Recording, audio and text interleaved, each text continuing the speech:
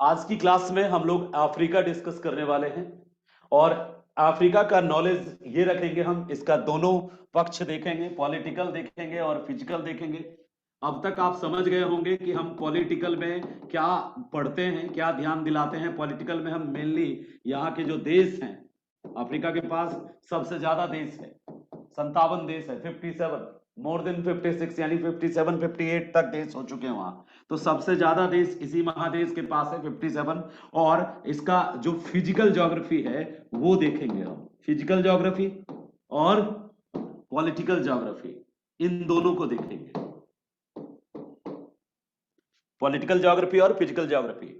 Political geography में देखेंगे कि अफ्रीका में कहां पे कौन सा देश है और पहचानने की कोशिश करेंगे, उस देश के साथ एक छोटा सा कनेक्शन, एक स्टोरी जोड़ने की कोशिश करेंगे। और फिजिकल ज्योग्राफी में तो फिर से वही चीज देखते हैं, क्या कहां पे कौन सा पर्वत है, कहां पे कौन सा पठार है, कहां पे कौन सा मैदान है, कहां पे कौन सी नदियां हैं, कहां पे कौन सा झील है, कहां पे कौन सा वाटरफॉल है। इन चीजों को जब देखते हैं तो ये हमारा फिजिकल ज्योग्राफी का पार्ट होता है। अभी हम सिर्फ ये देख रहे हैं, अभी जो हमारा क्लास चल रहा है, क्लास हमारी कौन कहां क्या है, क्या क्लास चल रहा है, कौन कहां क्या है।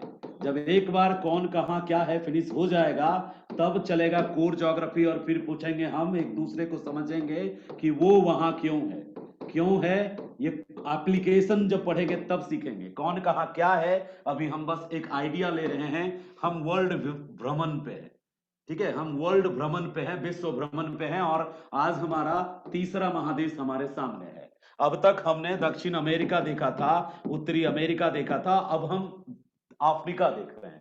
एक मोटा मोटी नॉलेज ले रहे हैं जिसको हम फिजिकल ज्योग्राफी में अप्लाई करेंगे, ठीक है।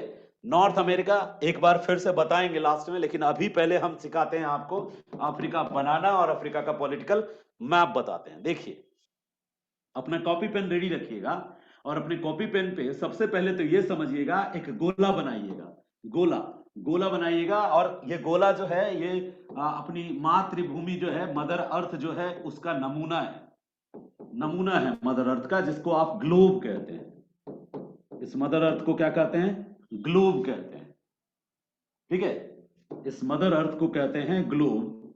और ग्लोब में हम लोकेशन देख रहे हैं, किसका लोकेशन देख रहे हैं? अफ्रीका का लोकेशन देख रहे हैं। अब अफ्रीका लोकेट कहां करता है? अफ्रीका एक ऐसा कॉन्टिनेंट है जिससे 3 इमेजिनरी लाइनें क्रॉस करती हैं, 3 लाइनें गुजरती हैं। कौन कौन गुजरती हैं? एक इक्वेटर गुजरती हैं, दूसरी कौन गुजरती है? कैप्रिकॉर्न, जिसको आप कहते हो, जिसको आप मकर कहते हो, मकर गुजरती है, साउथ है ये, तो साउथ वाला। और एक ये भी इसी से गुजरती है जिसको आप क्या कहते हो? कर्क। यानी तीनों लाइनें एक ही कॉन्टिनेंट से गुजरती हैं, पास करती हैं। तो आप इन 3 लाइनों को ध्यान में रखेंगे, और इसके ऊपर से, यानी जिसको आप कर्क रेखा पुकारते हो, इतनी छोटी सी जानकारी को सुनने के लिए बहुत बड़े ज्ञानी होने की आवश्यकता नहीं है। एक साधारण बच्चा जो क्लास 6 में है, क्लास 8 में है, वो भी इस क्लास को समझ सकता है। तरीका मैंने वो अपनाया है, 0 लेवल। मैंने एक अर्थ ग्लोब बनाया, उस पे मैंने इक्वेटर बनाया, इक्वेटर के साथ ट्रॉपिक ऑफ कैंसर बनाया, और कैंसर के साथ कैप्रिकॉर्न बनाया। और अल्टीमेट गोल है हमारा अफ्रीका का स्थिति दिखाना, लोकेशन दिखाना ग्लोब पर, ठीक है। अफ्रीका का ग्लोब पर लोकेशन दिखाना हमारा मेन टारगेट है। अब मैंने कहा कि कर्क से ऊपर है अफ्रीका, तो मैं ये अफ्रीका का एक यहाँ पे बकेट जैसा स्ट्रक्चर बना दिया, और बकेट जैसे स्ट्रक्चर के बाद मैंने इस तरह का स्ट्रक्चर बनाया। सबसे उत्तरी भाग अफ्रीका का यहाँ है, ट्यूनेशिया। ट्यूनेशिया अफ्रीका का सबसे उत्तरी भाग है, उत्तरी किनारा है। उसके बाद ये यहां से इस तरह से नीचे आया, और अफ्रीका विषुवत रेखा के पैरेलल यहाँ पे कुछ दूर तक आया, और यहाँ के बाद फिर कर्क रेखा के नीचे उतरने के बाद एक वो केप जो अंतरीप है, जिसको केप ऑफ होप वाला, गुड होप वाला पॉइंट कहते हैं, वहां से ऐसे आया। ये सिनाई पेनिनसुला के बाद आगे ऐसे हॉकी स्टिक जैसा स्ट्रक्चर बना, और अफ्रीका लोकेट हो गया। अब लोकेशन देख लिया हमने अफ्रीका का, यदि लोकेशन देख लिया कि कहां लोकेट करता है अफ्रीका, ठीक है, अफ्रीका कहां लोकेट करता है हमने देख लिया, ये रहा अफ्रीका, ठीक है। अफ्रीका का टोटल लोकेशन देख लिया, यानी तीनों लाइनें क्रॉस कर रही हैं इससे, कर्क, विषुवत और मकर। तो एकमात्र ऐसा कॉन्टिनेंट है, एकमात्र ऐसा महाद्वीप है जिससे तीनों गुजरती है। अब क्या समझना चाहते हैं हम, यहां से आगे क्या समझना चाह रहे हैं? लोकेशन देख लिया मैंने, हाफ पार्ट से कुछ ज्यादा एरिया ऊपर है, इक्वेटर से ऊपर, यानी ये नॉर्दर्न हेमिस्फेयर में भी है, ठीक है, नॉर्दर्न हेमिस्फेयर में भी है ये, और साउदर्न हेमिस्फेयर में भी है। उत्तरी गोलार्ध में भी है अफ्रीका, दक्षिणी गोलार्ध में भी है अफ्रीका। इक्वेटर के पहले ऊपर नॉर्दर्न हेमिस्फेयर है, इक्वेटर के नीचे साउदर्न हेमिस्फेयर है। अफ्रीका दोनों में है, दोनों में स्थित है, उत्तरी और दक्षिणी। फिर भी अफ्रीका को दक्षिणी महाद्वीप में काउंट किया जाता है बिकॉज ऑफ दी पॉवर्टी, गरीबी के कारण, पिछड़ेपन के कारण। यहाँ के ज्यादातर देश गरीब हैं, पिछड़े हैं, इसलिए इसको दक्षिणी महाद्वीपों की श्रेणी में ही काउंट हो जाता है, क्योंकि उत्तरी महाद्वीप जो भी हैं वो ज्यादातर इसके कंपेयर में ज्यादा पावरफुल हैं, विकसित हैं। चलो, स्थिति देख लिया कि अफ्रीका से, यहां से बस एक फैक्ट निकला कि अफ्रीका से तीनों महादेश गुजरता है, सॉरी तीनों लाइनें गुजरती है अफ्रीका महादेश से। कौन कौन? इक्वेटर भी गुजरती है, कर्क भी गुजरती है यानी कैंसर भी गुजरती है, और मकर भी गुजरती है। एक बात यहीं पे सीख ले जो बहुत इंपॉर्टेंट है कि सबसे पूर्वी बिंदु कौन है? सबसे पूर्वी, ऊपर वाला, सबसे पूरब वाले बिंदु की बात करें, और सबसे पूरब यानी इधर जो पूर्वी वाला पार्ट है, पूर्वी बिंदु है, रास हपून नाम है, और वो सोमालिया में है। मैं दूसरे कलर से लेता हूं और बताता हूं आपको, सबसे पूरब में कौन स्थित है? ये वाला पॉइंट सबसे पूरब में है, और इसका नाम क्या है? इसका नाम है रास हपून। जगह का नाम है रास हपून, जो सोमालिया में है, और अफ्रीका का सबसे ईस्ट में पॉइंट में पड़ता है। मैं अफ्रीका को इतना फोकस क्यों कर रहा हूं? अफ्रीका से एक क्वेश्चन जरूर पूछती है बीपीएससी, पता नहीं क्या कनेक्शन है बीपीएससी का, बट अफ्रीका से एक क्वेश्चन जरूर होता है बीपीएससी का। तो ध्यान से देखना, पीटी में भी एक क्वेश्चन वो पूछ देता है तुमसे। तो एक पॉइंट है सबसे पूर्वी बिंदु, उस पूर्वी बिंदु का नाम है रास हपून, और यह रास हपून सोमालिया में है। सोमालिया बताऊंगा अभी सोमालिया के बारे में। फिर पूर्वी जब तुम देख गए तो पश्चिमी बिंदु, पश्चिमी बिंदु का नाम है, आप एक आइलैंड का नाम सुने होंगे, केप वर्दे, ठीक है, केप वर्दे सेनेगल में है। सेनेगल, यहां पे एक देश है जिसका नाम है सेनेगल, सेनेगल, और सेनेगल के पास एक आइलैंड है, मतलब किनारे में ही, उसका नाम है केप वर्दे, केप वर्दे। तो केप वर्दे में एक छोटा सा पॉइंट है, सेनेगल के पास है केप वर्दे, सेनेगल के पास केप वर्दे है, और उस केप वर्दे आइलैंड के एक पॉइंट का नाम है उसका अलमादी पॉइंट। सेनेगल एक देश है यहाँ पे, और वहां उसी देश के पास कुछ आइलैंड हैं, द्वीप हैं, उस द्वीप का नाम है केप वर्दे, याद रखना। और केप वर्दे का जो एक पॉइंट है, जो सबसे पश्चिमी पॉइंट है, अलमादी पॉइंट, अलमादी पॉइंट, अलमादी पॉइंट यानी बिंदु, अलमादी पॉइंट सबसे पश्चिम में स्थित है। ये पश्चिम और ये पूरब। इसी तरह से यदि हम देखें सबसे उत्तर में कौन सा बिंदु है, तो ट्यूनेशिया एक देश है, वहां पे सबसे उत्तर में बिंदु है। और सबसे दक्षिण में देखो, ये केप ऑफ गुड होप है सबसे दक्षिण में। तो सबसे उत्तर का पॉइंट जो है वो ट्यूनेशिया में है, उत्तरतम बिंदु। रास बेन सक्का नाम है इस जगह का, रास बेन सक्का नाम है, जो इसका उत्तरी बिंदु है, सबसे उत्तर में है, ट्यूनेशिया में है, उसी देश में है। ट्यूनेशिया सुनाया था मैंने आपको, ट्यूनेशिया एक देश है जिसको पहले अफ्रीका कहा जाता था प्राचीन काल में। यूरोप, रोम के लोग जो थे इसको अफ्रीका कहते थे, क्योंकि धूल आता था उधर से। ट्यूनिस वहां एक नेचुरल फ्लावर है, उसका नेशनल फ्लावर भी है ट्यूनिस, चमेली जिसको बोलते हैं। और वो देश जो है ट्यूनेशिया, उसी का सबसे भाग जो ऊपर वाला भाग है, उत्तरी बिंदु है, नाम उस उत्तरी बिंदु का है रासबेन। और सबसे दक्षिण में आपने नाम सुना होगा Cape of Good Hope, Cape of Good Hope सबसे दक्षिण में। आप सोचेंगे इतना डेप्थ में काहे जा रहे हो भाई? अफ्रीकन डिपार्टमेंट में ही काम करता था मैं यहाँ डेयू में, तो अफ्रीका पढ़ते, वहां की अफ्रीका की ज्योग्राफी जो है उस पर एक किताब लिख रहा हूँ। 2 चैप्टर लिखा है, पूरा कंप्लीट नहीं किया, यूट्यूब के चक्कर में मोहब्बत यूट्यूब से इधर हो गई है, तो इसलिए उसको भी कंप्लीट जल्दी ही करूंगा। थोड़ा सा बस टीम बन जाए, फिर थोड़ा स्मार्ट वर्क, अभी गधा काम, गधा टेक्निक चल रहा है, तो थोड़ा घोड़ा टेक्निक में आ रहा हूं मैं भी धीरे धीरे। तो एक बार अभी ज्यादा लोड है वर्क का, तो इसीलिए इतना डिटेल में जा रहा हूं आपको कि चारों पॉइंट याद हो गया होगा, लोकेशन याद हो गया होगा कि सबसे पूर्वी बिंदु रास हपुन, पश्चिमी बिंदु अलमादी बिंदु। अलमादी पॉइंट जो है ना, केप वर्दे कभी कभी एग्जाम में पूछता है। केप वर्दे एग्जाम में क्यों पूछता है? क्योंकि केप वर्दे से वो गुजरती है, एक लाइन गुजरती है जो ग्रीनविच लाइन है ना, वो तो इधर से गुजरती है, ग्रीनविच गुजरती है, वो एक अलग पॉइंट से गुजरती है, उसका नाम है, एक छोटा सा द्वीप है, उसका नाम है Sao Sao Tomé. Sao Tomé island है वो, यहाँ यहाँ पे है साओ टोम, वहां से गुजरती है ग्रीनविच।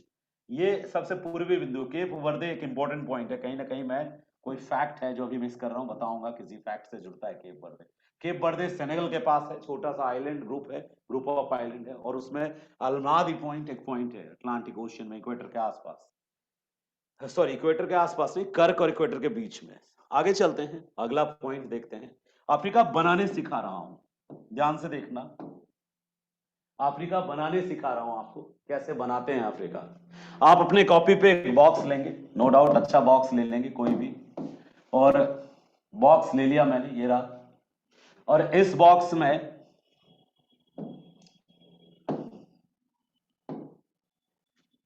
बॉक्स ले लेंगे आप, और इस बॉक्स में आप तीनों लाइन रखेंगे, 3 लाइन रखेंगे। कौन कौन सा लाइन आपको याद है ना? एक लाइन रखेंगे इक्वेटर, दूसरा लाइन रखेंगे कैंसर, तीसरा लाइन रखेंगे मकर। अब इन 3 लाइनों को खींचने के लिए कोई पीएचडी की आवश्यकता नहीं है। इन 3 लाइनों में सबसे पहले एक बकेट बनाएंगे। जब बकेट बोलूं तो समझना ऐसा बनाने कह रहा है। एक बकेट बनाएंगे बिल्कुल मिडिल में। मान लो ये मेरा पेज है, इसका 3 हिस्सा है, तो एक हिस्सा जो बीच का हिस्सा है, इसमें हम एक तिरछा सा बकेट बनाए। एक बकेट ज्यादा गहरा था और दूसरा बकेट कम गहरा, तो ये इधर वाला कम गहरा और इधर वाला ज्यादा, इसकी पेंदी थोड़ी ज्यादा गहरी और इतना दूर तक आ गया, और ये बकेट ऐसा बना। और उसके बाद इधर से झुकते चले जाएंगे, क्योंकि सबसे उत्तरी बिंदु तो यही है, तो इससे ऊपर कोई बिंदु नहीं जाएगा। थोड़ा बाहर निकालते हुए, कर्क रेखा क्रॉस करते हुए, जैसे इक्वेटर के पास आएंगे, इक्वेटर के पास आएंगे, इसके पैरेलल चलने लगेंगे ऐसे एकदम लहरदार तरीके से, और इसके बराबर जब आएंगे ना, तो फिर यहां मुड़ जाएंगे, जहां से हम इसको मुड़ जाएंगे, और यहां भी लहरदार तरीके से क्रॉस करेंगे, लहरदार तरीके से। और जैसे ही मकर, ये मकर है, कैप्रिकॉर्न है, मकर के नीचे जब जाएंगे तो यहां पे एक इस तरह का स्ट्रक्चर बनाएंगे ऐसे, ये केप टाउन है। और केप टाउन बनाने के बाद फिर ऊपर की ओर मुड़ जाएंगे, और ऊपर की ओर मुड़ने के बाद एक ऐसे कटाव बनाएंगे, जिससे कि कट के मेडागास्कर बाहर निकलेगा, वैसा कटाव बनाएंगे, और फिर बाहर की ओर एक निकास को यहाँ इक्वेटर क्रॉस करके छोड़ देंगे, आगलू घास मोजाम्बिक के पास छोड़ देंगे। और ये वाला जो पोर्शन है, इसके ऊपर तो कोई नहीं जाएगा, तो इसके नीचे से ही ऐसा पॉइंट बना के नीचे उतरने की कोशिश करेंगे, हॉकी स्टिक जैसा इसमें मिला देंगे। अब इस हॉकी स्टिक को बनाते समय भी इसमें एक जगह सींग जैसा स्ट्रक्चर बनाना होता है, जिसको एरिट्रिया कहते हैं। नहीं बन पाया तो कोई बात नहीं, टेढ़ा मेढ़ा कुछ भी बना, इनबैलेंस बना, उससे कोई दिक्कत नहीं है, धीरे धीरे अपने आप परफेक्शन आने लगेगा। ठीक है, तो पॉइंट्स, कुछ पॉइंट्स याद रखते हैं जिसकी मदद से आप बना पाओगे। एक बार फिर बनाते हैं नया नए तरीके से, फ्री हैंड। देखो, सबसे पहले हम स्टार्ट करते हैं, एक बकेट बनाते हैं, उसमें एक कम गहरा होता है, एक ज्यादा गहरा होता है। कम गहरा जो होता है, एक होता है गैबोस और एक होता है सिड्रा। ठीक है, एक होता है गल्फ ऑफ गैबोस, एक होता है सिड्रा। यहां पे 2 गल्फ है, एक कम गहरा एरिया वाला, एक ज्यादा गहरा वाला एरिया है, एक सिड्रा है और एक गैबोस है। गल्फ ऑफ गैबोस और गल्फ ऑफ सिड्रा, ये दोनों मेडिटेरेनियन सी में है, मध्य भूमध्य सागर में। अभी उतना मत जाओ, बस ये 2 बकेट बनाए, एक कम गहरा एक ज्यादा गहरा। उसके बाद हम यहाँ पे थोड़ा उभार बनाए, जो उभार बनाए ये जिब्राल्टर है, इससे कम ऊंचा है। उभार बनाते जरूर है, लेकिन उभार बनाते समय हम ये ध्यान रखते हैं कि इस ट्यूनीशिया वाले पार्ट से ज्यादा ऊंचा ना हो। ठीक है, ट्यूनेशिया वाला पार्ट सबसे ऊंचा हो, उसके बाद उभार बनाएंगे। जहां उभार तुम बनाए वो जिब्राल्टर है।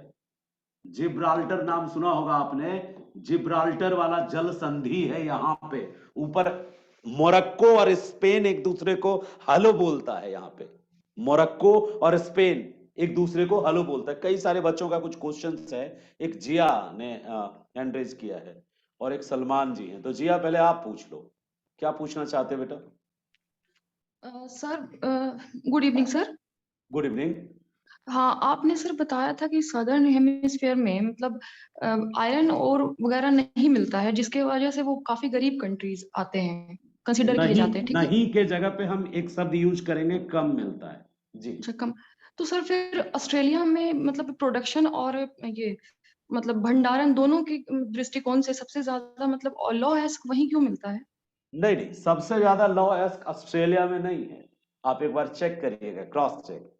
सबसे ज्यादा लौह अयस्क और सबसे ज्यादा कोयला ऑस्ट्रेलिया में नहीं है। सबसे ज्यादा लौह अयस्क यूएस, कनाडा, रसिया, चाइना, इनके पास है। और ऑस्ट्रेलिया में सबसे ज्यादा लौह अयस्क पॉसिबल है नहीं। ठीक है, आप ठीक है जरूर सर, चेक ठीक है करिएगा सर। इंफॉर्मेशन। दृष्टि के बुक में दिया हुआ था, इसलिए कोई कोई बात नहीं बात सर, नहीं, चेक कर लेंगे। हम दृष्टि का बुक हो या फिर मस्तिष्क का बुक हो, किसी का भी बुक हो, ब्रांड के पीछे मत भागिए। कैसे बुक कैसे बनता है जब एक बार देख लेंगे तो फिर आप और हतोत्साहित हो जाएंगे कि ऐसे बुक बनाते हैं ये लोग। बुक कैसे बनता है उस पे मत जाइए, आप सविंदर सिंह का बुक देखिए। ठीक है सर, दृष्टि, ठीक, अब चेक कर हम लोग लेंगे क्या अभी। है ना, हम सब भाई बहनों में एक छोटा सा गंदा सा भ्रम फैल गया है कि हम बस भेड़ चाल चलते हैं। हम रूट बुक ना देख करके हम मैगजीन्स के पीछे, पीडीएफ के पीछे भागते हैं। रूट बुक, कभी भी ज्योग्राफी देखना हो ना, तो ज्योग्राफी के लिए ऑथेंटिक एक दृष्टि नहीं है, एनसीईआरटी नाम है उसका, कभी सुना होगा आपने। और यस। एनसीईआरटी में 6th 7th और 8th की जो बुक है इसमें वर्ल्ड ज्योग्राफी का इंफॉर्मेशन है। ये बहुत हद तक ऑथेंटिक है, 90% तक ये ज्यादा सही डाटा देता है। तो आप इसको देखिए या फिर सीधे आप सविंद्र सिंह की ऑथेंटिक बुक को देखिए, या नए बुक देखिए जो लेटेस्ट, जो यूनिवर्सिटी लेवल का हो। ठीक है, वो रूट ओके बुक सर। है ये।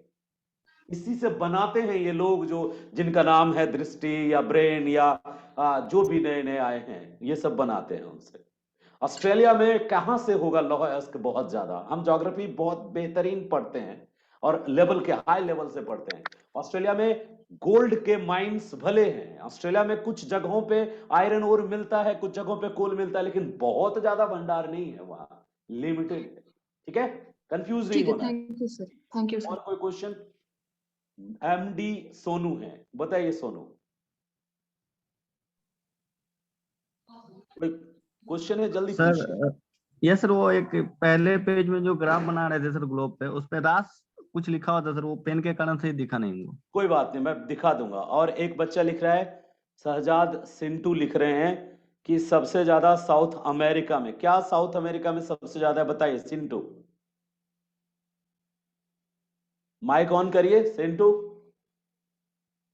और दूसरे एक भाई हैं सलमान रहमान, आप कुछ पूछना चाहते हैं? चलिए जल्दी जल्दी पूछ डालिए ताकि मैं औरों को आज भी। तो बड़ी गंदा सीन हो गया है। आज आप भी आए, वापिस आके चलिए चलिए, माइक माइक ऑफ करिए।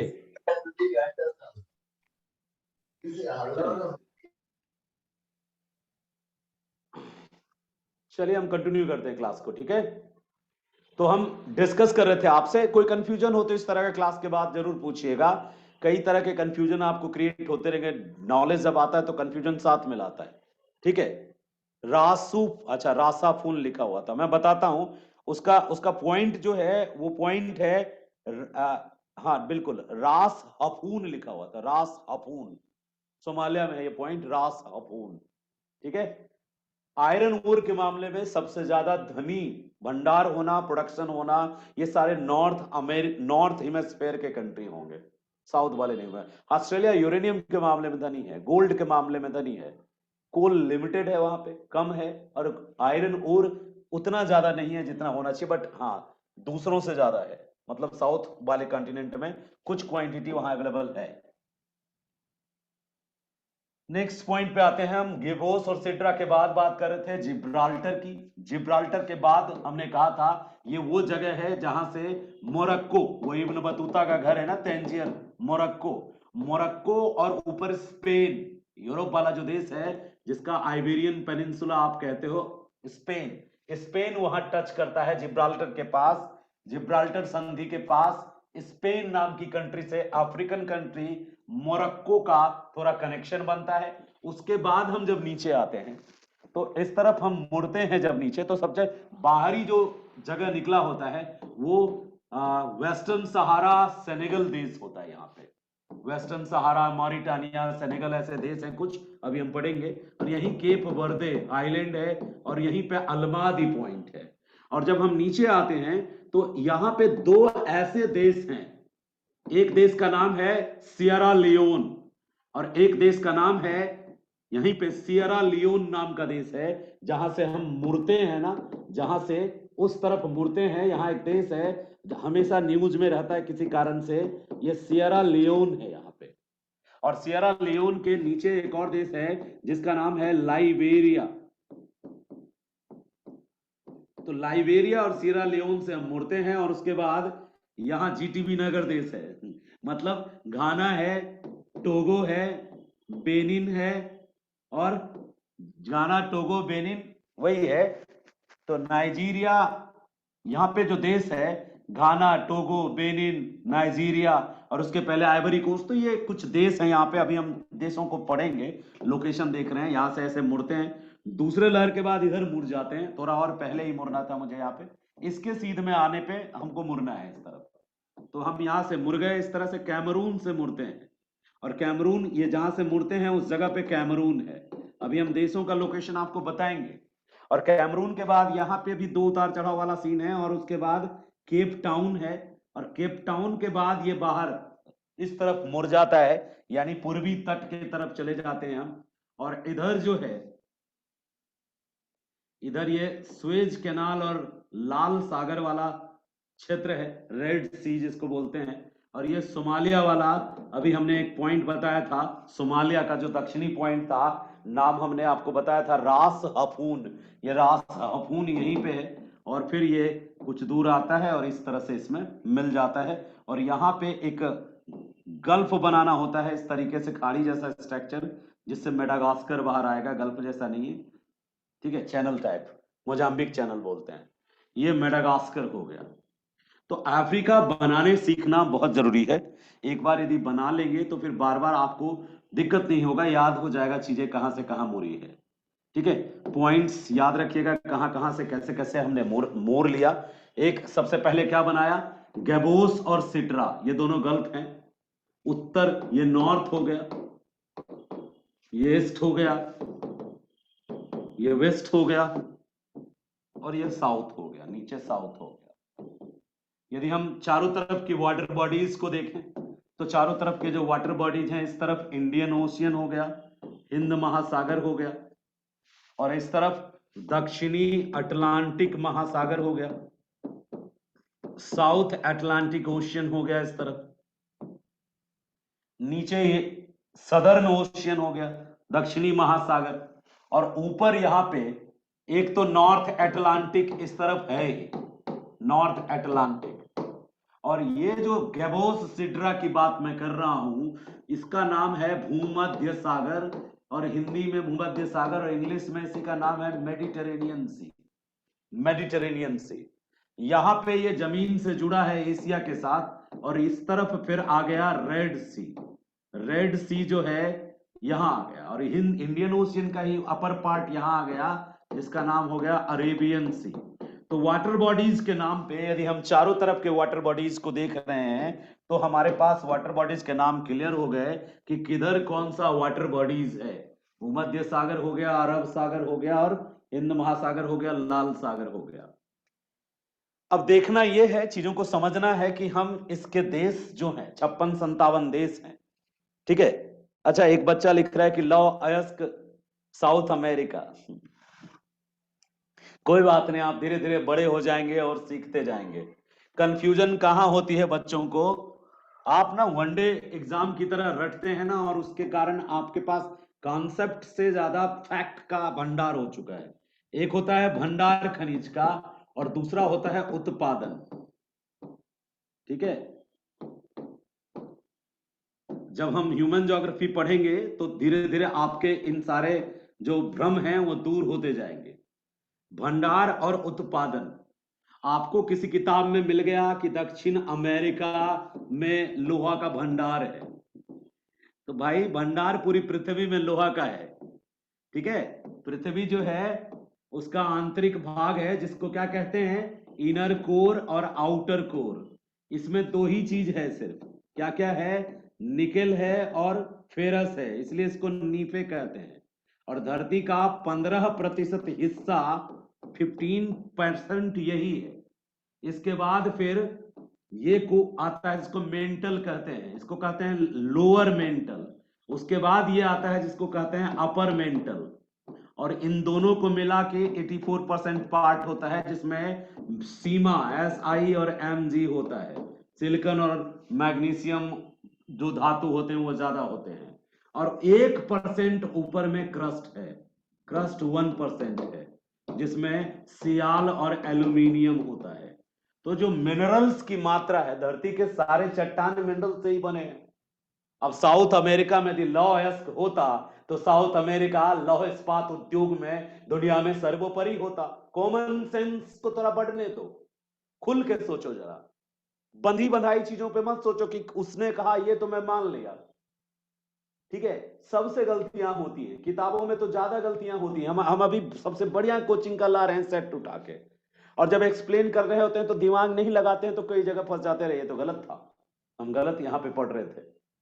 तो ओवरऑल क्या है, अभी आप जज करने के कंडीशन में नहीं होते हो, इसलिए क्योंकि बेसिक्स क्लियर नहीं होता। यदि किसी कॉन्टिनेंट में लोहा बहुत ज्यादा होता तो उस कॉन्टिनेंट के लोग खेती करते या उद्योग पर लगाते? सिंपल सा क्वेश्चन है। अभी 21वीं सदी में हम जी रहे हैं। यदि ब्राजील के पास, यदि अर्जेंटीना के पास, यदि चाइल के पास या पेरू के पास, इन देशों के पास यदि आयरन ओर बहुत ज्यादा होता तो ये देश इंडस्ट्री डेवलप करते। क्यों ये देश एग्रीकल्चर बेस्ड है? आयरन का भंडार का, नए नए भंडारों का पता लगना एक अलग मैटर है। वो मैटर अभी का है कि हाल फिलहाल में कहीं कोई पता लगा कि भंडार है। कुछ दिन पहले ना उत्तर प्रदेश के सोनभद्र में बहुत बड़ा भंडार पता लगा था सोना का। खोदा पहाड़ निकली चुईया हो गई, न्यूज़पेपर में कहीं देख लिया, उसके आधार पे हम रट लें तो गलत हो जाएगा। तो याद रखना, लॉजिकल सोचना, कोई चीज कहीं है तो क्यों है, और कोई पॉइंट कोई बताए तो उस पर थोड़ा लॉजिकल सोचना कि क्या कह रहा है, ये सही कह रहा है, गलत कह रहा है, इसके पीछे तर्क क्या है, लॉजिक क्या है। ठीक है, नहीं तो फिर किसी किताब में आपको लिखा हुआ मिलेगा पृथ्वी चपटा है, और एक कम्युनिटी भी है जो फ्लैट अर्थ कम्युनिटी की बात करता है। एक किताब में मिलेगा कि ऑस्ट्रेलिया नाम का कोई कॉन्टिनेंट ही नहीं है। बस रट लेंगे तो बेवकूफ बन जाएंगे। ध्यान दीजिएगा, रट्टा नहीं मारिएगा, रट्टा मारने पे गड़बड़ होता है। यदि आयरन ओर बहुत ज्यादा होता है यहाँ पे, मतलब प्रोडक्शन होने की संभावना, और खान इस तरह का होता कि प्रोडक्शन हो पाता, तो यहाँ पे उद्योग धंधे होते। नहीं है, उद्योगों का विकास कम क्यों हुआ? कम क्यों हुआ उद्योगों का विकास? क्योंकि इंडस्ट्रियलाइजेशन, औद्योगिक क्रांति या इंडस्ट्रियल रिवोल्यूशन सिर्फ वहीं पॉसिबल हो सका जहां पे कोयला और लोहा की आसानी से प्राप्ति हो जाती। ठीक है, कोयला और लोहा की आसानी से प्राप्ति जहां जहां हुई, वहीं वहीं औद्योगिक क्रांति आई तेजी से। जो ब्रिटेन था उसकी कॉलोनी इंडिया भी था, ब्रिटेन की कॉलोनी अफ्रीका में भी थी, बट इंडिया में ब्रिटेन ने आयरन एंड स्टील इंडस्ट्रीज को डेवलप किया। बहुत जगहों पे उसके मदद से आयरन इंडस्ट्री डेवलप हुए, छोटे स्तर बड़े स्तर पर। प्राचीन काल से इंडिया के लोग जो थे आयरन से रिलेटेड वेपन्स और बना रहे थे। मगध इसलिए शक्तिशाली था क्योंकि मगध लोहे के हथियार और अस्त्र का प्रयोग करते थे। वैदिक काल ने, इसलिए वैदिक आर्यों ने सिंधु को इसलिए हरा दिया इंडस वैली, क्योंकि वैदिक आर्य लोहे से परिचित थे। चलो, कंफ्यूजन होना अच्छी बात है, मोर नॉलेज मोर कंफ्यूजन। अब आते हैं अफ्रीका का आउटलाइन मैप यदि हमने बना लिया तो अफ्रीका के देशों को दो भाग में बांट के पढ़ने जा रहे हैं। अपने क्वेश्चन लिख के रेडी रखना, जो क्वेश्चन आएगा मैं प्यार से समझाऊंगा बिल्कुल तुम्हारे अनुसार से। अफ्रीका के देश को हमको याद करना है ना, तो हम देशों को, अफ्रीकन कंट्रीज को 3 भाग में बांट लेते हैं। एक देश वो 2 भाग में बांटते हैं। एक देश वो जो तटीय क्षेत्र में है, ठीक है, कोस्टल कंट्रीज, ठीक है, कोस्टल कंट्रीज। और दूसरे वो यानी आप तटीय देश, और दूसरे वो जो लैंडलॉक कंट्रीज हैं, ठीक है, लैंडलॉक कंट्रीज यानी कि जिन देशों के पास समुद्र का किनारा नहीं है, जिन देशों के पास समुद्र का किनारा नहीं है उसको कहते हैं लैंडलॉक कंट्रीज। और जिनके पास समुद्र का किनारा है, बंदरगाह बना सकते हैं, जहाज, पानी वाला जहाज वहां पे उसका स्टेशन बना सकते हैं, वो उनको कहते हैं कोस्टल कंट्रीज। तो कितने कोस्टल कंट्रीज हैं, तो कोस्ट पे डिपेंड करता है। तो अफ्रीका के पास कोस्ट कितने हैं, तो एक ये कोस्ट है, इसको हम कहते हैं ईस्टर्न कोस्ट, पूर्वी तट। एक ये कोस्ट है, इसको कहते हैं पश्चिमी तट। और एक ये कोस्ट है, इसको कहते हैं उत्तरी तट। यानी कि कोस्टल बेसिस पे यदि हम अफ्रीकन कंट्री को लर्न करना चाहें तो हम इनको लर्न कर सकते हैं कुल मिला के 4 टुकड़े में बांट के, 4 टुकड़े में बांट के। पहला टुकड़ा देख लेते हैं, ये वाला। यहां पे किनारे में, अब यहां से ना बहुत ध्यान से आपको समझना पड़ेगा, ट्रिक छोटा सा ध्यान से समझिएगा। सबसे किनारे में एक बड़ा गरीब, लाचार, बेबस देश है, उसका नाम है सोमालिया। इसको समुद्री डाकुओं का देश कहते हैं, पायरेट्स ऑफ सोमालिया। ये समुद्री डाकू लाल सागर और अरब सागर और हिंद महासागर में जो व्यापारिक जहाज आते जाते हैं उनको लूटने में लगे रहते हैं, उनको लूटते हैं, ठीक है, जो व्यापारिक जहाज होते हैं उनको लूटते हैं ये, याद रखिएगा। 1 मिनट, एक बच्चे को लिंक नहीं भेज पाया, वो बड़ा प्यारा बच्चा है, वो भी, सॉरी, मैं भेज देता हूं। तो सोमालिया एक बहुत ज्यादा, हद से ज्यादा गरीब देश है। और ऐसा गरीब देश है सोमालिया जिसमें कि लोग भूख और पानी से बिल बनाते हैं। और लुटेरा इसलिए, हथियारों की बिक्री ज्यादा, यहाँ के लोग ना हथियारों के दम पे पानी, खाना, रसद मुदाद सब छीन लेते हैं, मारा मारी है, बहुत ज्यादा गरीबी है यहाँ पे, और बहुत ज्यादा खतरनाक देश है ये। यूनाइटेड नेशन भी यहाँ पे यदि कोई प्रोग्राम चलाती है ना तो वो भी अपनी एक आर्मी ले जाती है, पीस आर्मी, और चारों तरफ से टैंक और पीस आर्मी और ऊपर से हेलीकॉप्टर से आर्मी का पूरा प्रोटेक्शन होता है, तब जाके वो खाना पानी कुछ भी बांटते हैं इनको। यानी कि आप वहां कुछ बांटने भी जा रहे हैं तो भी खतरा है, आपको भी बांट लेगा पीस पीस। जो व्हीकल्स लेके गए उसका एक एक पार्ट, एक एक पुर्जा वो आराम से निकाल लेगा। तो ये हो गया सोमालिया। सोमालिया के ठीक बाद जो एक देश है, उस देश का नाम है केन्या। केन्या, देखो केन्या इसलिए भी याद रहेगा आपको क्योंकि केन्या की राजधानी नैरोबी है।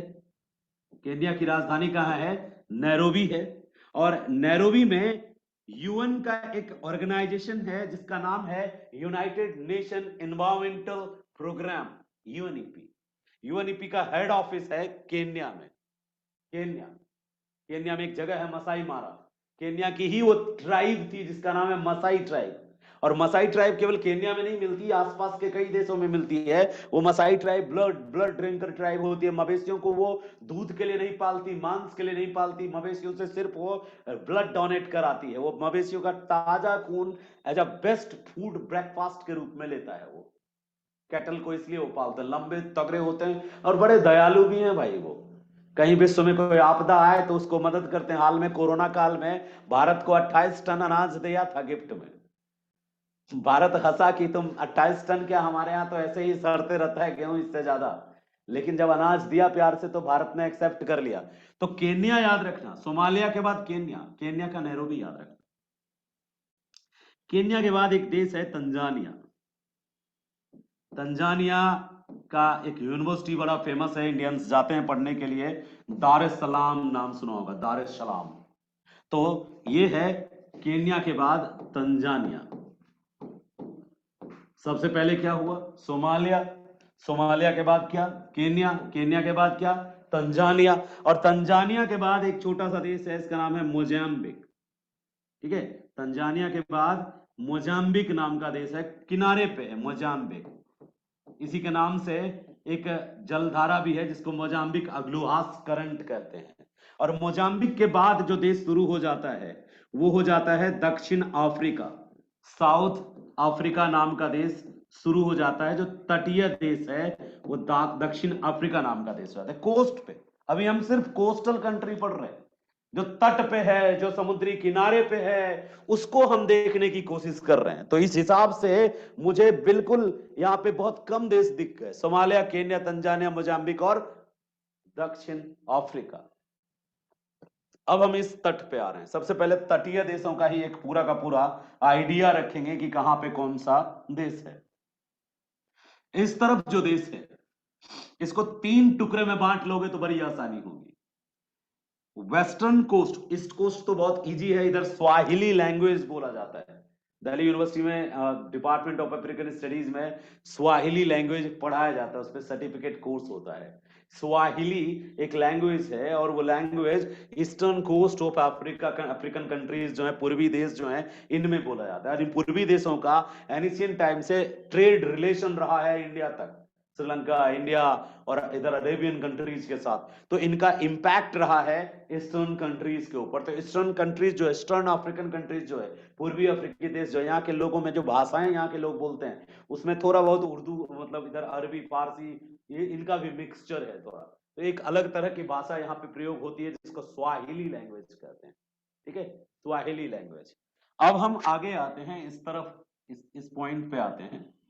ठीक है, इस पॉइंट पे ये आते हैं कि इधर कौन कौन सा देश है। मैंने कहा एक टुकड़ा यहां से यहां तक बांट लो, दूसरा टुकड़ा यहां से यहां तक का बांट लो, और तीसरा टुकड़ा यहां से यहां तक का बांट लो, तब तुमको बहुत आसानी से समझ में याद रहेगा। तो 3 टुकड़े में बांट के हम इन वेस्ट कोस्ट के देशों को रटना नहीं है। फिर से दोहरा रहा हूं, मेरी 1-2 बहन बड़ी मासूम सी हैं बिल्कुल, और उनका सोच पे थोड़ा भावुक लोग होते हैं ना, तो भावना में बह जाएंगे। नहीं रटना है तो फिर ये कैसे याद रहेगा? नहीं रखना है याद भाई। कभी किसी को, किसी से मिलते हो, जैसे आप मेरे से पहली बार मिले तो क्या रटते हो? आलोक, आलोक, आलोक, आलोक, इसका नाम आलोक है, इसका नाम आलोक है, इसका नाम आलोक, भूल जाऊंगा मैं, भूल जाऊंगी मैं, ऐसे थोड़ी सोचते हैं भाई। ये बस नाम आप किसी उसका भूल जाते हो जो आज मिले और फिर 2-3 साल बाद मिलते हैं ना, तो फिर डायलॉग आप यूज करते हो कि आपको पहले भी कहीं देखा है। क्या तो नाम है आपका, बट देखो ना याद नहीं आ रहा है। ये सिस्टम सबके साथ होता है, ये नॉर्मल साइकोलॉजी है, ह्यूमन साइकोलॉजी है, नॉर्मली ऐसा होता है। ठीक है, कि नाम आपको याद नहीं रहता, देर से याद आता है। वही चीज यहां भी है, न्यू इंफॉर्मेशन है, नए नाम है यदि आपके लिए, तो इसको रटो मत कभी। सिर्फ 1-2 बार प्रैक्टिस कर लो, बना लो मैप, उसमें दिखा लो Somalia, Kenya, Tanzania, Mozambique, South America या अफ्रीका, साउथ अफ्रीका, और किसी को बता दो, बता पाते हो तो बता दो, देख देख के ही बता दो।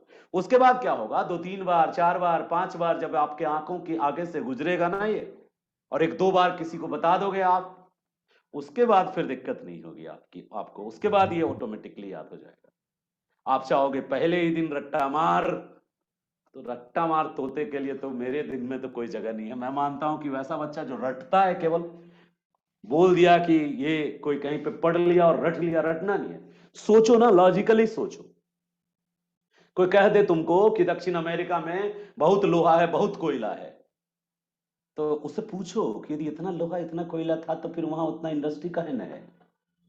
लोग काहे अभी तक खेती खेती पे मर रहा है, जबकि पूरी दुनिया में यूरोप डेवलप्ड कंट्री, कंटिनेंट बन गया है, अमेरिका में बहुत डेवलपमेंट है, उधर आयरन ओर और कोयला है तो वो डेवलप कर रहा है, इनके पास है तो ये क्यों नहीं डेवलप कर रहे हैं?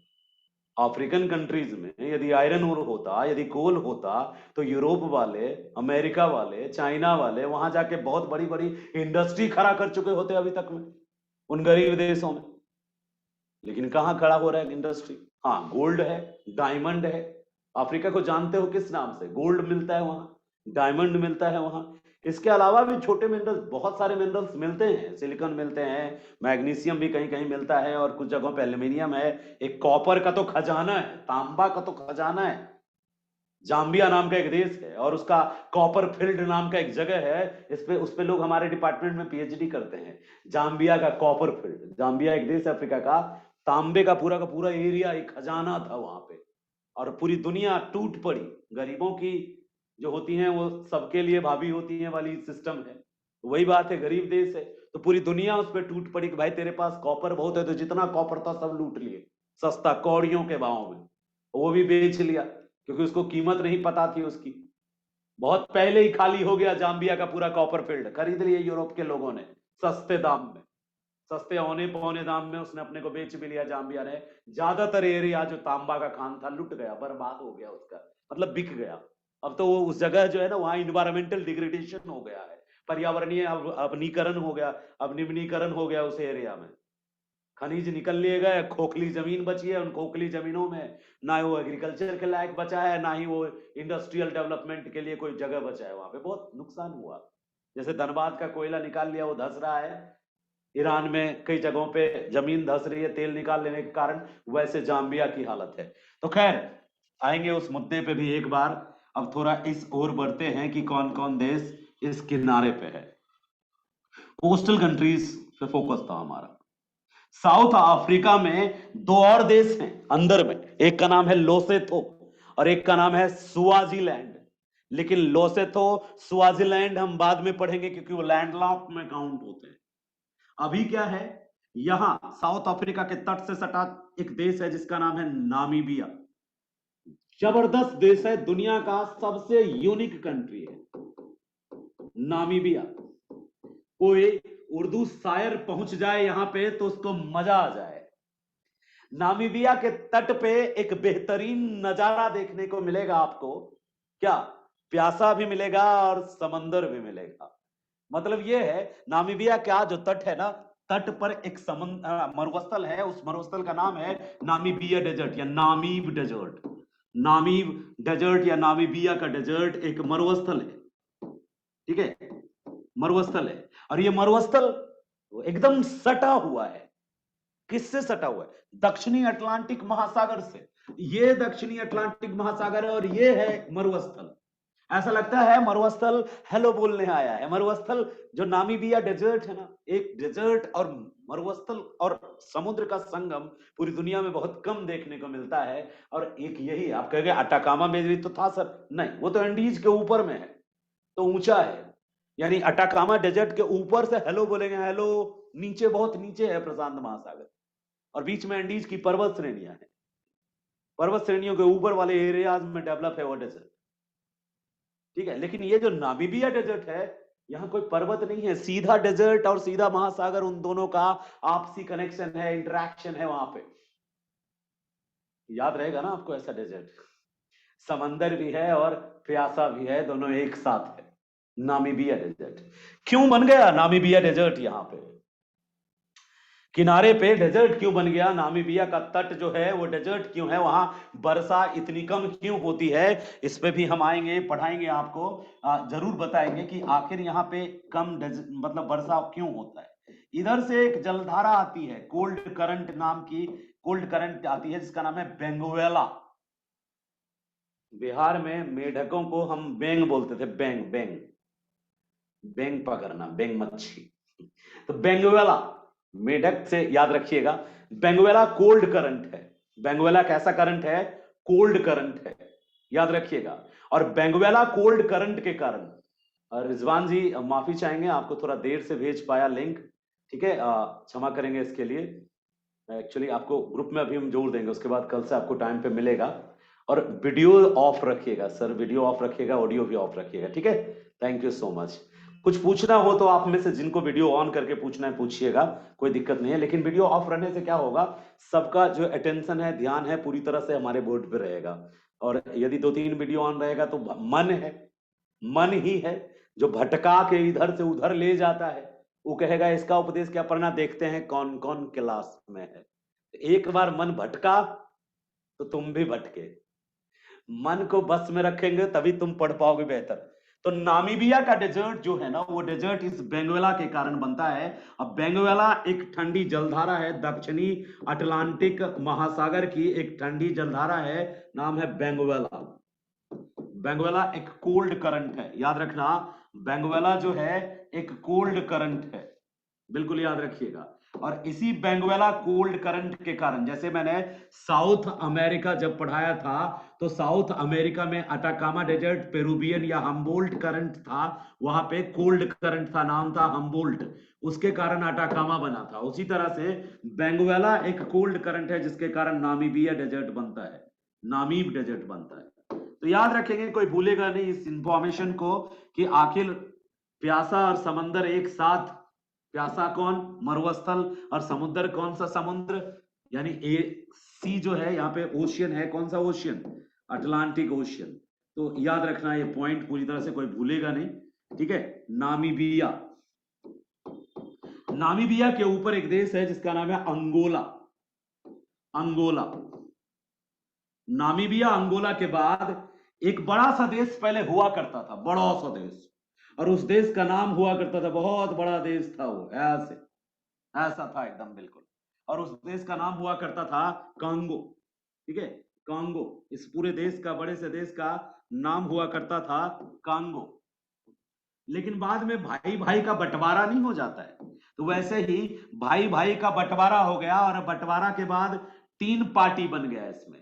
एक पार्टी को अंदर वाला जमीन मिला, तो बोला भैया हमको बाहर निकलने का तनिको रास्ता तो दोगे ना, तो जो बाहर निकलने का तनिको रास्ता दिया, उसको तनिको मतलब थोड़ा सा रास्ता, उसका नाम रखा गया DRC, Dominican Republic of Congo. और जिसको एकदम मेन रोड पर, मतलब जिसको ज्यादा समुद्र तट मिला, उसका नाम हो गया कांगो। तो कांगो और DRC तो ये कोई भूलेगा नहीं, क्योंकि एक ही भाई है। और इसका एक और ऊपर एक और टुकड़ा बना जिसका नाम रखा गया कार, सेंट्रल अफ्रीकन रिपब्लिक, इसी से अलग होने वाला पार्ट है ये। तो DRC, कांगो, कार अभी हम नहीं पढ़ेंगे। क्यों नहीं पढ़ेंगे कार? क्योंकि वो लैंडलॉक है। अभी सिर्फ हम उन देशों को पढ़ रहे हैं जिसके पास अपना समुद्र तक पहुंचने का किनारा है। तो समुद्र तक पहुंचने का किनारा नामीबिया के पास है, नामीबिया के बाद अंगोला है, अंगोला के बाद DRC है, DRC के बाद कांगो है, बीच में एक छोटा सा देश है जिसका नाम है गैबन। गैबन नाम का एक छोटा सा देश है, इन दोनों भाई के बीच में एक छोटा सा देश है जिसका नाम है गैबन। गैबन और गैबन हो गया, कांगो हो गया, तो उसके बाद जो यहां पे देश है इसका नाम है कैमरून। कैमरून, ठीक है।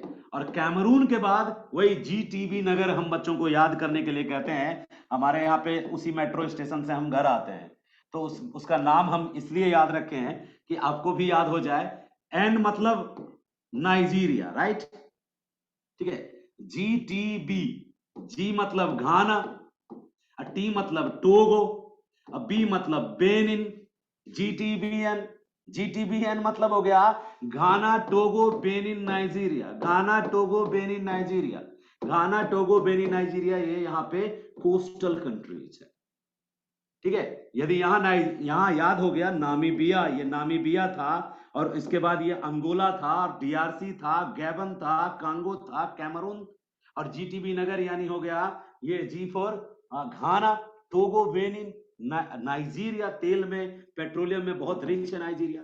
उसके बाद आता है आइवरी डी कोस्ट, वही आइवरी कोस्ट। अभी हाल फिलहाल ये सब देश बहुत न्यूज में है, क्योंकि इनके पास पेट्रोलियम है और रिसोर्सेस में धनी है। जो घाना है, ये जो टोगो है, बेनिन है, गोल्ड में भी धनी है, ये काफी गोल्ड में भी धनी है। तो गोल्ड वाला देश है ये सब, पेट्रोलियम वाला देश है, मिनरल्स में रिच है, और इनको मिनरल्स की नीड कम है क्योंकि ये इंडस्ट्रियलाइजेशन उस लेवल पे नहीं हो पाया है। तो इनको ये मिनरल्स क्या करते हैं, एक्सपोर्ट कर देते हैं, कच्चा माल बेचने वाले देश है ये सब। तो यहां तक दिक्कत नहीं होना चाहिए। GTB समझ में आ गया, आइवरी कोस्ट समझ में आ गया। उसके बाद है लाइबेरिया, जो बताया था मैंने आपको, एक बीमारी होता है लबेरिया, तो लाइबेरिया। और लाइबेरिया के बाद है वही सनी लियोनी नहीं, सियरा लियोन। कई बच्चे कंफ्यूज हो जाते हैं, तो याद रखने के लिए मैंने जोड़ दिया, तो एक लाइबेरिया देश है और सियरा लियोन देश है।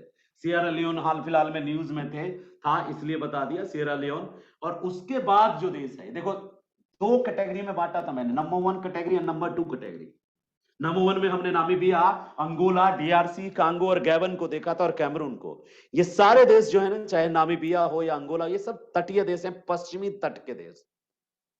और पश्चिमी तट के देश जो थे यूरोप के लिए एक सॉफ्ट टारगेट थे। यूरोपियन कंट्रीज ने इन पश्चिमी तट के देशों पे ज्यादा फोकस किया। यूरोपियन कंट्रीज सबसे पहले यहीं आए, इन्हीं देशों को टारगेट किया। इसीलिए यहाँ पे आपको ना, यहाँ के देश इंग्लिश लैंग्वेज को ज्यादा प्रमोट करने वाले देश है, मतलब बोलने वाले देश। इंग्लिश इधर ज्यादा पॉपुलर लैंग्वेज है। इधर स्वाहिली नहीं बोली जाती है, इंग्लिश बोलते हैं या इनकी अपनी जो भाषा है वो बोलते हैं। जितने दास श्रमिक ले गए इस एरिया से, ज्यादा श्रमिक ले गए उठा के, ज्यादा श्रमिक लेबर जो है, बलात् फोर्स जो है, स्लेव्स जो है, यहां से ज्यादा ले गए। अब इसके ऊपर सियरा लियोन के ऊपर कई सारे छोटे छोटे देश यहां तक हैं। हमें अब यहां से सियरा लियोन से मोरक्को नहीं, ट्यूनेशिया तक पहुंचना है। तो ये एक अलग पार्ट में ये कंट्री आ जाएगा जिसको याद रखना है। और कई नए देश भी यहां पे बन रहे हैं, वो भी याद रखना है। एक तो सियरा लियोन के बाद गिनिया बिशु नाम का देश है, ठीक है। एक गिनी है और एक गिनी बिशु है। गिनी बिशु के बाद एक सेनेगल नाम का देश है, फिर मॉरिटानिया है, मॉरिटानिया के बाद वेस्टर्न सहारा है, वेस्टर्न सहारा के बाद मोरक्को है, और इन सब के साथ मोरक्को के बाद ये अल्जीरिया है। यहाँ पे ये मोरक्को हो गया, और मोरक्को के बाद अल्जीरिया है, अल्जीरिया के बाद ये ट्यूनेशिया है, और ट्यूनेशिया के बाद ये लीबिया है, और लीबिया के बाद ये इजिप्ट है। तो इन देशों के लोकेशन को ध्यान देते जाना, ध्यान से देखते जाना।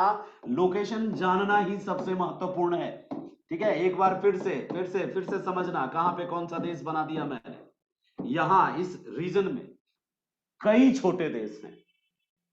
कभी कभी तुम्हारा दिमाग तुमसे कहेगा छोड़ दो, मत पढ़ो इसको, मतलब याद तो करना है। लेकिन एक बार 1 घंटा यदि हम इसको दे देंगे, फिर इस देश को से जुड़ी कोई घटना सुनेंगे, तो यही ब्रेन मुझे इस जगह पे ले आएगा कि याद है आलोक सर के साथ जब हम पढ़ रहे थे तो वो बता रहे थे यहाँ पे ये सब गरीब देश हैं सारे, पूरा अफ्रीका गरीब है, गरीब महादेश है, काला महादेश है, दुनिया में सबसे ज्यादा देश वाला महादेश है। तो क्या 56 का 56 रटना नहीं है, हम सिर्फ हेलो बोल रहे हैं।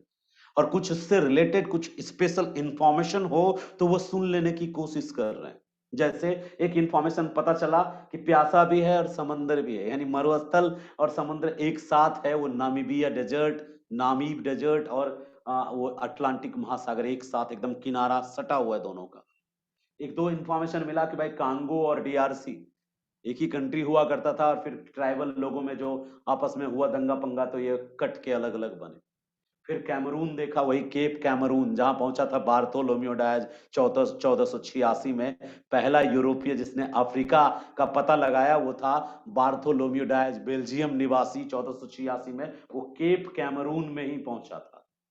केप कैमरून, यही छोटा सा तट भी है, गिनी तट, एक छोटा सा तट है गिनी नाम का।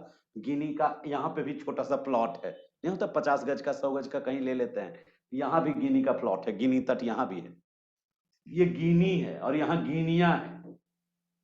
सियरा लियोन के ऊपर, सियरा लियोन के ऊपर में एक हाँ, सियरा लियोन के जस्ट ऊपर में, यहाँ पे मान लो ये सियरा लियोन है, तो इस सियरा लियोन के ठीक ऊपर में गिनिया है, और गिनिया बिशु है। फिर सेनेगल है, मॉरिटानिया है, ये सेनेगल है, ये मॉरिटानिया है। वेस्टर्न सहारा है, मोरक्को है, ये वेस्टर्न सहारा है, ये मोरक्को है। और इन सब के साथ ये अल्जीरिया है, अल्जीरिया के साथ ये ट्यूनेशिया है, और ट्यूनेशिया के साथ ये लीबिया है, लीबिया के साथ ये इजिप्ट है, इजिप्ट। मिस्र जिसको आप नाम से जानते हैं, मिस्र नाम का देश है। और इन देशों का ज्यादा इंपॉर्टेंट पॉइंट है इसके पास, मिस्र के पास। और मिस्र के बाद जब इस तरफ आएंगे ना, तो यहां एक देश है जिसका नाम है सूडान, और इसके नीचे साउथ सूडान है। सूडान के बाद 2 छोटे छोटे देश हैं, एक का नाम है एरिट्रिया, एक का नाम है जिबूटी। जिबूटी, पहले जिबूटी है, ये वाला पार्ट जो निकला हुआ पार्ट है ये जिबूटी है, और ये वाला पार्ट एरिट्रिया है, जिबूटी और एरिट्रिया।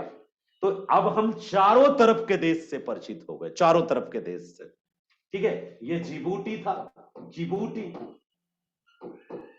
और ये एरिट्रिया था, एरिट्रिया, ये सूडान था, ये इजिप्ट था जिसको आप मिस्र कहते हो, मिस्र, और ये लीबिया था जहां का मुअम्मर गद्दाफी था जिसको मार मार के पीट पीट के मार डाला गया, तानाशाह, और ये अल्जीरिया हो गया, ये मोरक्को जहां का इब्न बतूता था। मोरक्को के बाद वेस्टर्न सहारा है, मोरक्को के ठीक नीचे वेस्टर्न सहारा है, उसके नीचे मॉरिटानिया है, फिर सेनेगल है, बिस्सू और गिनी बिस्सू है, और सियरा लियोन, लाइबेरिया, और उसके बाद आइवरी कोस्ट, वही जीटीबीएन, जीटीबीएन यानी जीटीबी नगर। हम जान के जीटीबी नगर रखते हैं क्योंकि मेट्रो स्टेशन है हमारा। तो ये हो गया, जी का मतलब हो गया घाना, टोगो, बेनिन, नाइजीरिया। अब जो देश बचे ना बीच में, ये लैंडलॉक कंट्रीज है, लैंडलॉक कंट्रीज हैं, और लैंडलॉक कंट्रीज को याद करना बहुत आसान है, बहुत इजी तरीके से आप याद कर सकते हो। एक वर्ड याद रखना, क्या? MNCSE। यदि आपने MNCSE याद रख लिया तो यहां से यहां तक का देश याद हो जाएगा। MNC जानते हो ना, मल्टीनेशनल कंपनी, MNC। SE जान के है, ये साउथ सुडान और इथियोपिया है। देखो कैसे याद रखोगे, यहां से यहां तक हमने M कर दिया, ये हो गया माली, यहां से यहां एक N रख दिया, ये हो गया नाइजर, फिर हमने एक देश याद रख दिया चाड, MNC हो गया। नाइजर और माली के बीच में यहां पे एक छोटा सा देश और है, इसका नाम है BF, यानी बुर्किना फासो नाम का एक छोटा सा देश है, ठीक है, बुर्किना फासो।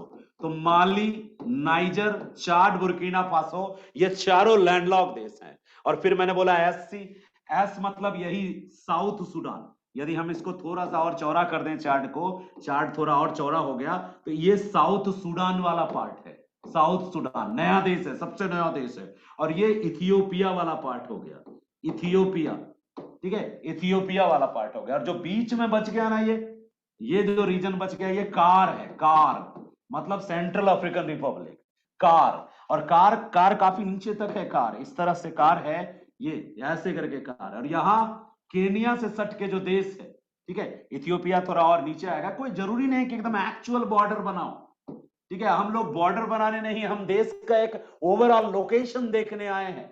तो यहाँ पे नन्हे नन्हे 2-3 देश हैं, एक का नाम है युगांडा, एक का नाम है रवांडा, एक का नाम है बुरुंडी, ठीक है, युगांडा, रवांडा, बुरुंडी, ये 3 नाम है, छोटे छोटे देश हैं, और इनका नाम बहुत इजी टू लर्न है, बहुत इजी है, बहुत आसानी से याद रख सकते हो। तो ये जो देश था, ये कार था, और कार के बाद ये DRC था, DRC, और DRC के बाद युगांडा। अच्छा, युगांडा, रवांडा, बुरुंडी, ये जो देश है ना, युगांडा, रवांडा, बुरुंडी, बहुत इजी टू अंडरस्टैंड है। क्यों?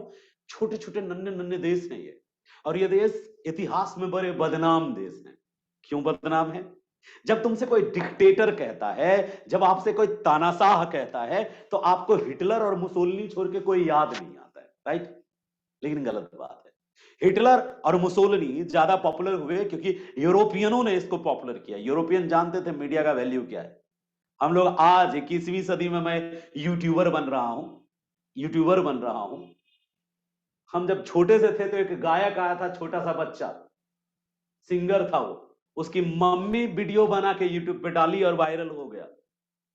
और वो सिंगर है बड़ा सा, क्या तो नाम है, लोग उसको बड़ा वैल्यू देते हैं, छोटा लड़का, अमेरिकी लड़का है, सिंगर बन गया, कोई नाम भूल गया मैं, वो जो कौन सा गाना, बेबी बेबा वाला गाना कुछ भी गाया था। तो मैं बोल रहा हूं कि यूट्यूब के बारे में 90s के डिकेड में अमेरिकन उसको यूज कर रहे थे, 90s के डिकेड में, और हम लोगों तक आते आते, हमारे घर घर का हर बच्चा यूट्यूब पे आए, अब तक आते आते ये 20 मतलब 90s की जगह पे हम, हाँ, जस्टिन बीबर, उसकी माँ को यूट्यूब का थोड़ा सा लिंक पता था कैसे ऐसे करते हैं, और वो गुनगुनाना शुरू किया, और मैया वीडियो डालने लग गई उसकी, और उसकी मम्मी के वीडियो डालते डालते धीरे धीरे कुछ छोटे से पोएम वोएम बना के डालते नहीं है, और उसके बाद कुछ अच्छा बन गया, वायरल हो गया, तो बन गया सहदेव अपना बचपन का प्यार। तो मैं बस बताना ये चाहता हूं आपको कि हम कितने पीछे हैं टेक्नोलॉजी में। क्यों पीछे?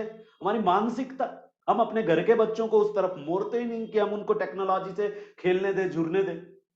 हमारे बड़े भाई बहन तक जो है, अभी कई बच्चा ऐसा है, पता है वो जूम पे क्यों नहीं पढ़ पा रहा है। कल 1-2 बच्चियों से बात हुई, बच्चों से, वो कह रहे हैं सर हमको पता नहीं चल रहा है कि जूम क्या है, और हम क्या ना पढ़े सर, हम इस पे क्लिक करते हैं तो कुछ खुल जाता है। किस पे क्लिक करें? तो ये है हमारा टेक्नोलॉजिकल पॉवर्टी, तकनीकी गरीबी है हमारे क्षेत्र में, हम तकनीक में इतने पीछे हैं। तो ये सारे देश जो है ना, ये सब टेक्निकली बहुत पुअर, और यूरोप और अमेरिका टेक्निकली रिच था, तो उसने हिटलर और मुसोलिनी को बहुत ज्यादा पॉपुलर कर दिया, उसके थॉट, उसके चीजों को। लेकिन अफ्रीका में आज भी कई तानाशाह हैं। मुअम्मर गद्दाफी लीबिया का आज मारा गया, वो एक बहुत गंदा तानाशाह था। उसी तरीके से ये युगांडा, रवांडा, बुरुंडी, 3 छोटे छोटे देश बोला, YRB, युगांडा, रवांडा, बुरुंडी। ये जो युगांडा है ये केनिया के साथ लड़ते रहता है, झगड़ते रहता है केनिया से, और उसके नीचे है रवांडा और उसके नीचे बुरुंडी। युगांडा और रवांडा में भयंकर तानाशाह हुआ करता था। एक का नाम था ईदी अमीन, नहीं सुना होगा आपने, कुछ लोगों ने सुना होगा ईदी अमीन। एक का नाम था बोकासा। ईदी अमीन जो था वो युगांडा का था, और बोकासा जो था वो रवांडा का था। बोकासा के जेल में, शायद जो ईदी अमीन के जेल में कोई एक भी कैदी ही नहीं होता था, पूरा जेल खाली। तो आप सोचेंगे क्या जेल में मतलब अपराध नहीं होता था? खूब अपराध होता था, और जेल में कैदी भी खूब आते थे, बट सारे कैदी निपटा दिए जाते थे। क्यों? ईदी अमीन को बहुत पसंद था इंसान का मांस बना के खाना। वाह, देख रहे हो कैसा इंसान था। कैदियों को खिलाने की जगह कैदियों को खा जाता था, काट के, पका के, एकदम बढ़िया वाला मसाला डाल के। ठीक है। एक बोकसा जो था वो अलग ही शैतान था, राक्षस इंसान। शादी जिससे करता था उसी को काट के खा जाता था।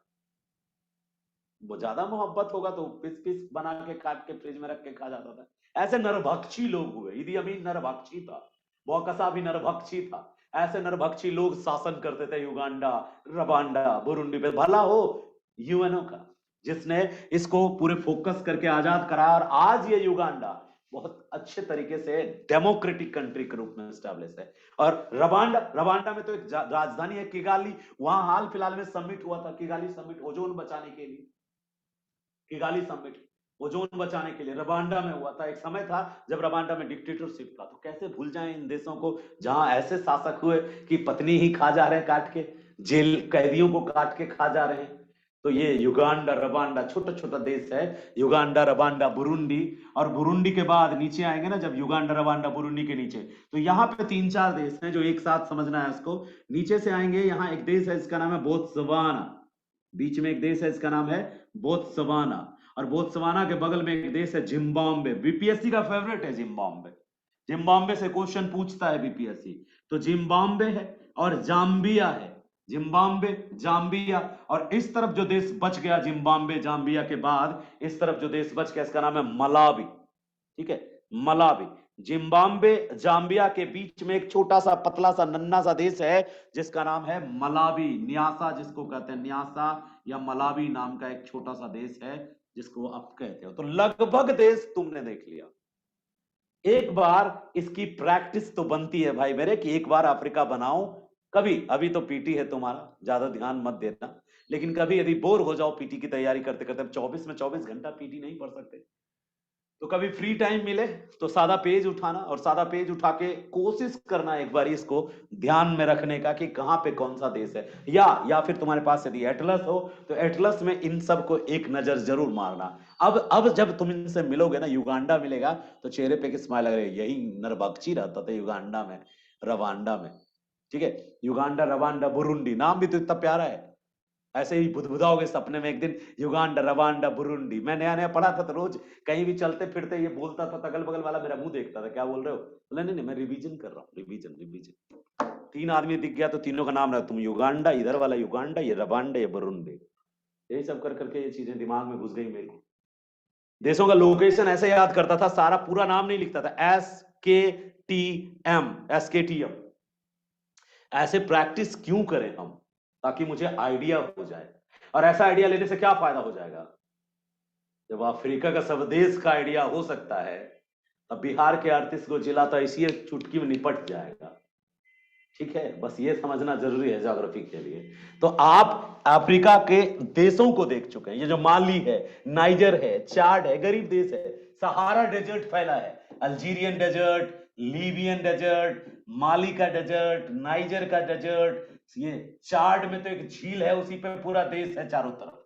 चाड एक झील का नाम है और उसके चारों तरफ जो है पूरा देश बसा हुआ है। अभी दो देश यहाँ, एक स्वाजीलैंड यहाँ पे, एक लोसोथो। स्वाजीलैंड और लोसोथो साउथ अफ्रीका के बीच में आजाद होने वाला देश है, स्वाजीलैंड और लोसोथो। और ये तो मेडागास्कर तुमको पता ही है, यहीं पे है मॉरिशस, यहीं पे है सेशल्स। मॉरिशस और सेशल्स आजाद देश, बाकी रीयूनियन, चोगोस आर्किपेलागो, बाकी जो भी है वो आजाद देश नहीं है। यहाँ पे वो सब कॉलोनी है, यूरोपियन देशों ने छोड़ा नहीं है पूरी तरह से, कई कॉलोनी उसके हैं यहाँ पे। तो आज की क्लास इतनी ही है, ठीक है। कल हम आपको और विस्तार से बताएंगे कल की क्लास में। अफ्रीका को हमने फोकस किया आज मैपिंग, कल अफ्रीका का फिजिकल भी बताएंगे और साथ में यूरोप बनाना सिखाएंगे, ठीक है। Thank you so much. किसी के और कोई सवाल है? जी विकास, थोड़ा जल्दी क्वेश्चन पूछिए, जल्दी फटाफट, दूसरी क्लास है मेरी। सर जो अटलांटिक महासागर में सर जो रीज पैदा हो रहा है, जल्दी जल्दी बोलिए। तो सर वो पूछ रहा था कि वो पानी उतना है 8-9 किलोमीटर पानी है सर, तो वो जो लावा निकलता है वो सब पिघल, उसमें तो बहुत सारा पिघल जाना चाहिए ना, तो वो ऊपर क्यों कटक के रूप में आ जाता है सर? चलिए ठीक है, प्रश्न हम समझ गए आपका, हम पढ़ेंगे उसको, फिजिकल ज्योग्राफी में बताएंगे हम आपको। आपका क्वेश्चन समझ गए क्यों वो मतलब पिघल जाना चाहिए। और बाकी क्वेश्चन आप थोड़ा सोच के पूछिएगा, अच्छे से समझ के लिख के एक बार मुझे भेजिएगा व्हाट्सएप पे, ठीक है। आपका प्रश्न थोड़ा व्यक्तिगत प्रश्न है। जी प्रीति, जी प्रीति पूछिए। जी सर, गुड इवनिंग। जी गुड इवनिंग। सर हम तो आज कुछ पर्सनली काम था, इसलिए हम आधे घंटे लेट से जुड़े। तो हम ये पूछना चाहते थे कि सर आधे घंटे में आपने क्या पढ़ाया था, मैं फिर से रिवीजन करूंगी। मैंने इस वीडियो को रिकॉर्ड कर लिया है, जब तक ऐप नहीं बन जाता तब तक का वीडियो हम अपना एक और चैनल है ना लेट्स स्टडी टुगेदर, उस पर अपलोड करके लिंक बना के हम आज रात में 3-4 बजे तक आप सबको भेज देंगे ग्रुप में। जी जी थैंक यू। तो जिनका जो छूटा है वो वहां से देख लेंगे। जी थैंक यू। सर गैप्स और और कोई- गैबोस एक ही चीज होता है सर? जी गैप्स और गैबोस एक ही चीज होता है सर? गैबोस, अब देखिए प्रोनाउंसिएशन का फर्क हो सकता है, आप उसको कैसे पढ़ते हैं हम कैसे पढ़ते हैं, एमटीआई हो सकता है मेरे प्रॉब्लम प्रोनाउंसिएशन में, लेकिन हमने जो हिंदी माध्यम की किताब देखे उस पे गैबोस लिखा हुआ था, तो गैबोस और सिड्रा। जी जैसे मैप में गैप्स लिखा है, गोमय का आधा बॉस हो, तो वो हिंदी के मानचित्र देख रहे होंगे आप, इंग्लिश में देखेंगे तो उसमें गैबोस मिलेगा। हाँ सर ठीक है, हिंदी का गैप्स ही। गैबोस एक ही है। ओके नेक्स्ट सर एक बार बस फास्ट रिवीजन करवा दीजिए सारे कंट्रीज का। अच्छा, फास्ट वही रिवीजन अफ्रीकन करवा दें, कंट्रीज। टाइम थोड़ा कम है तो आपको इसके लिए मैं वीडियो जब भेजूंगा तो उसमें देख लीजिएगा, क्योंकि अभी दूसरा बैच है। Okay sir. Okay sir, okay thank you. Thank you.